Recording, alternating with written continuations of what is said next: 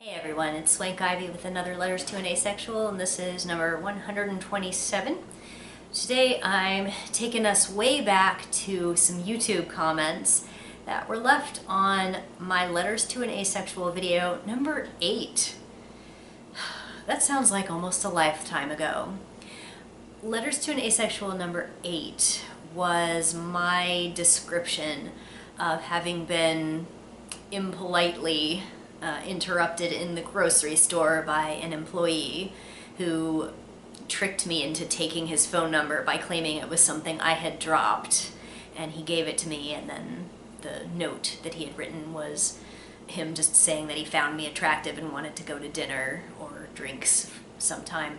I gave my thoughts on that experience of getting hit on in public as an aromantic and asexual person, and it wasn't any kind of huge deal. It was just an example, a recent example of something that had happened where someone, all he needed to know was he liked how I looked, and that was his criteria for wanting to spend time with me. And, as an asexual and aromantic person, I'm obviously not the only demographic who doesn't like getting hit on in this way, but I just shared some of the unique aspects of my experience of that, as well as just my thoughts as a person, as a woman, as an existing entity who just doesn't really appreciate that sometimes when I go out, people perceive that as a signal for wanting that kind of attention. So, it was just me talking about my thoughts on it. And I, of course, got some unsavory comments. And I got this one fella named Pete, who is going to be the subject of our letter today. I will read our exchange to you. We went back and forth several times.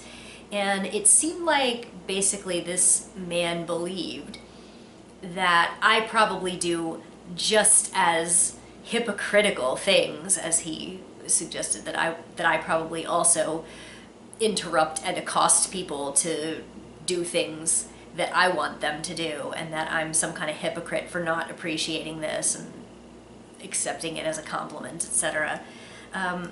So this is the setup here.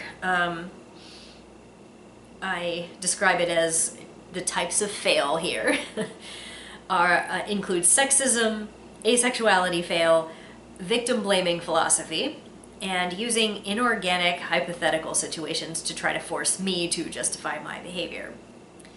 So here is Pete's first comment. He says, "I don't think that you should like it," meaning the behavior that I said I didn't like. And I did say in the video that I, instead of being offended, people thought that I should be flattered, or said that if it happened to them, they would like it. So this is kind of what that guy is responding to. He said, "I don't think that you should like it, or that the guy wanted to spend time with you. He probably wanted to have sex with you, but so what? You can say no. There is no standard way to announce non-verbally that you don't want or do want sex. So asking is the only way to know. It's not like the guy tried to touch you or follow you home like you say at the end. You can just say no. From your perspective, if you went up to a guy and asked, 'Would you like to be strictly platonic friends?' would he be entitled to the same kind of outrage?" You can see he thinks he did something there. I replied, "The situation you describe isn't analogous.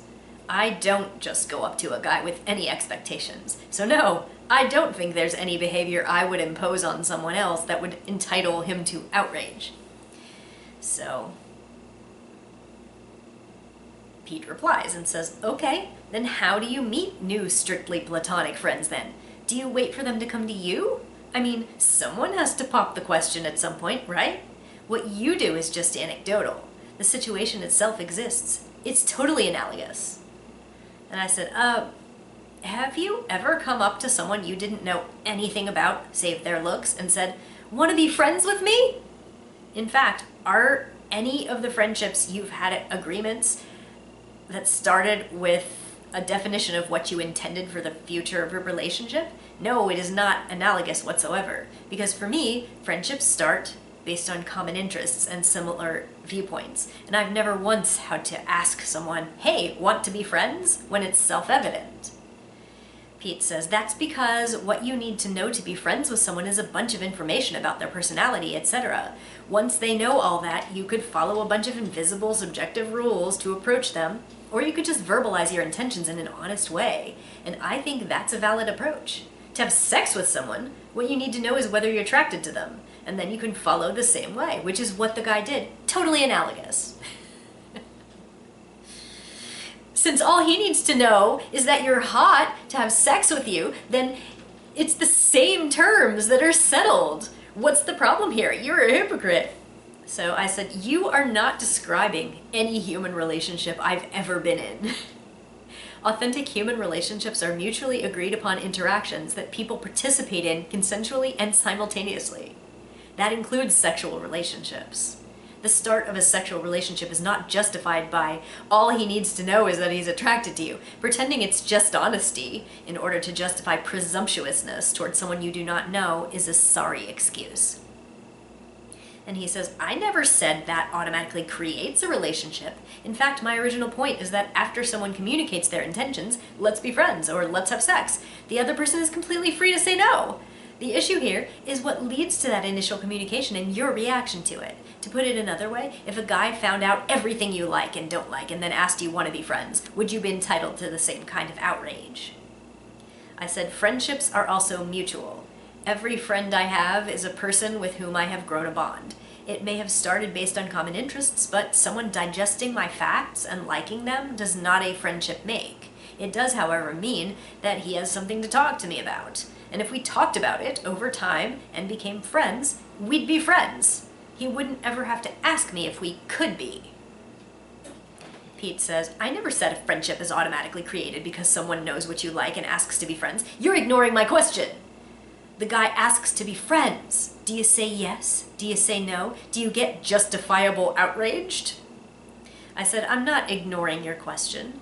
I'm explaining why it's not practical to ask me what I would do in a hypothetical situation that doesn't happen in human relationships.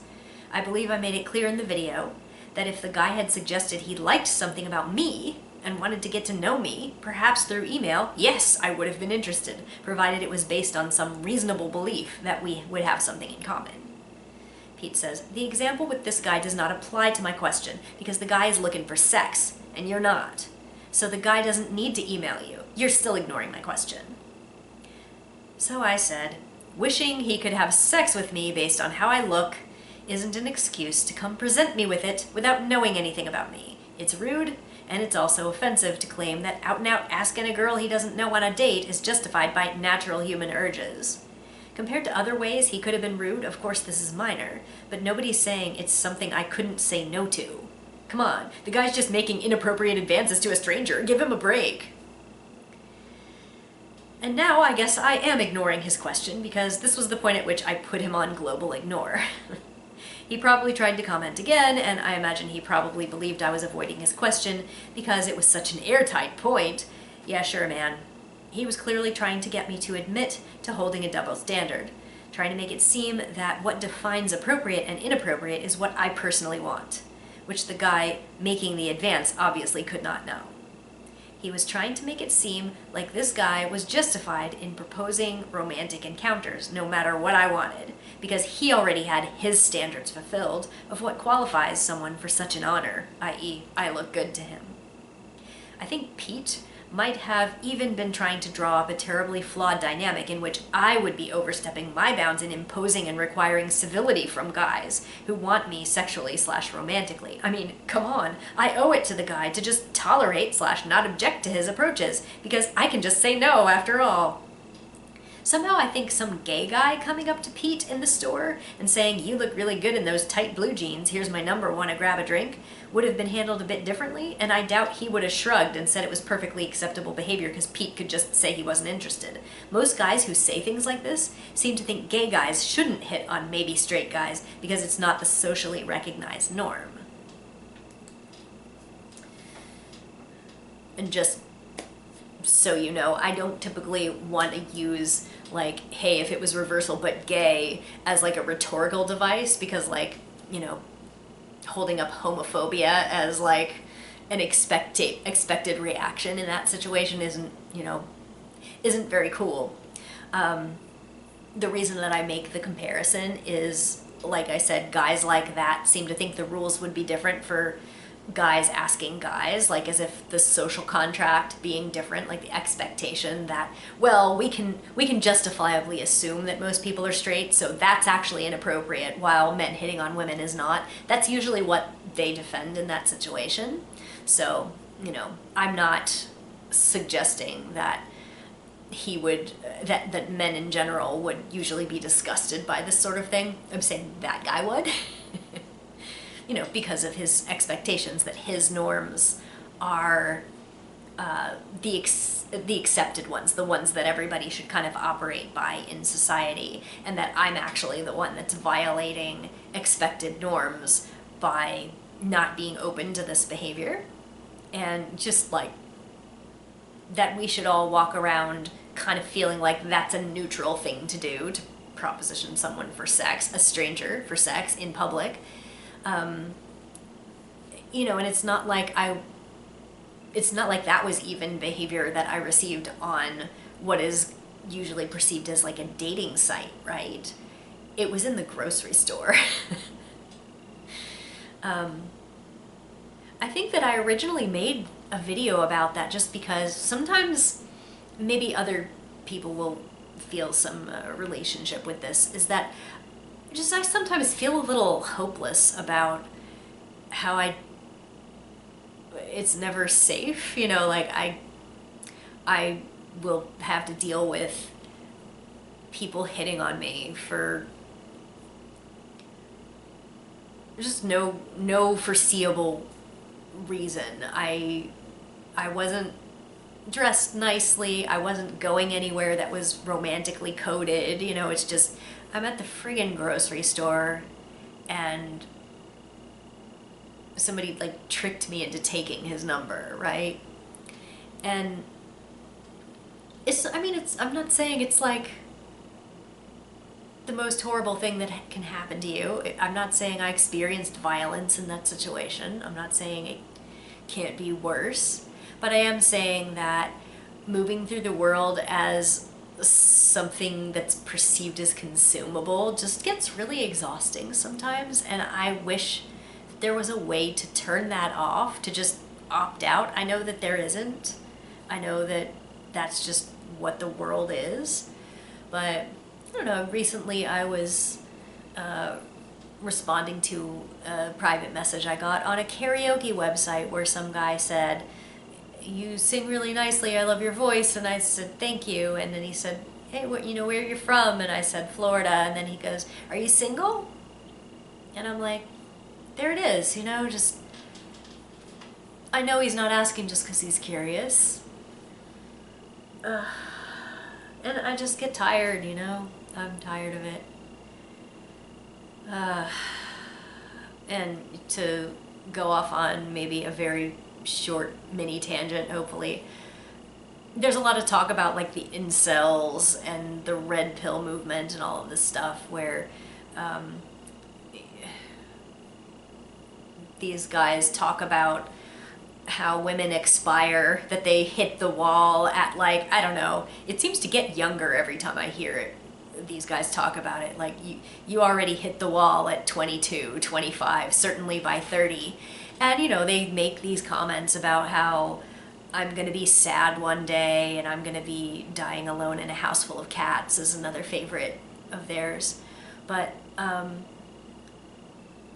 they've been promising me this like invisibility from men for a really, really long time. The first time I heard that I was 19. The first time somebody told me, yeah, you better get on it and stop throwing away these men who are interested in you, because one day you're going to be lonely, one day you're going to be wishing that you got married and it's going to be too late. It's going to be too late. I know you've heard this theme in some of my other videos. And I'm just still waiting for it to be too late. I'm 47. I know I don't look like I did when I was 20. I know that the dynamic is different when you're older, but it certainly doesn't stop, and it doesn't even really slow down a whole lot. And I see women talking about this in their 60s on, you know, on Blue Sky and on social media. Just, oh yeah, honey, I'm 62 and I'm still getting comments on my body in the grocery store. And I'm just like, you know, and this is not an asexual thing. This is not an aromantic thing. This is a general thing about living in society. But, you know, some people will say, why don't you just wear a fake ring? Why don't you just say no? Like that guy said, you can just say no. And I'm like, I have been polite about the rejections that I am apparently so heartless as to give out to people. But, you know, I don't think it's wrong of me to say that I hope society can change so that maybe we won't feel as consumable in the future, just that there would be some decorum and some understanding that every woman that you see isn't isn't there for that, maybe won't appreciate it, I don't know. But a lot of those guys just, they don't feel like they're doing any harm. They feel like women are flattered by being hit on, or that they're not hurting anything. They've got to shoot their shot. They got to take their chance. And they don't really think about how that reinforces the feeling that we are just always kind of moving through their world, being evaluated, having our packaging commented on, you know. And yeah, I just want to say I'm tired. I'm tired.